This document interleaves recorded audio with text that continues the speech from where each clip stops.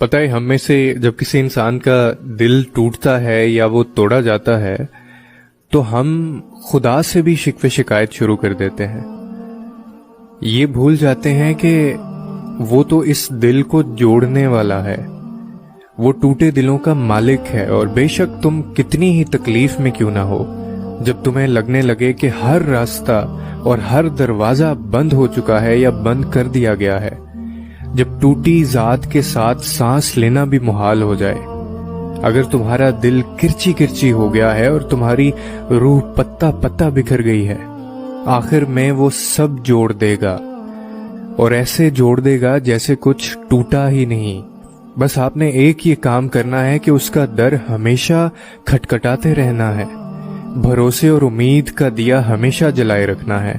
اور یہ جو دیے کی لو ہوتی ہے نا، یہ ضرور ٹمٹمائے گی، مدھم بھی پڑ جائے. اور یہ جو دیے کی لو ہوتی ہے نا، یہ ضرور ٹمٹمائے گی، مدھم بھی پڑ جائے گی، ہوا کی شدید جھونکوں میں بجھنے بھی لگے گی، اور تمہیں لگے گا کہ جیسے بجھ گئی ہے، مگر ان سب جھمیلوں کے بعد بھی یہ روشن ہو جائے گا.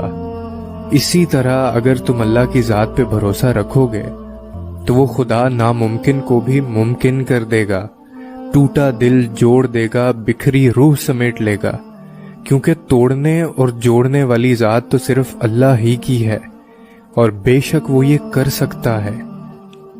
اور پھر وہ خود قرآن میں فرماتا ہے کہ نہ تو تیرے رب نے تجھے چھوڑا ہے اور نہ ہی بیزار ہو گیا ہے. یعنی اللہ ہی تمہارا پہلا سہارا تھا اور اللہ ہی تمہارا آخری سہارا ہے.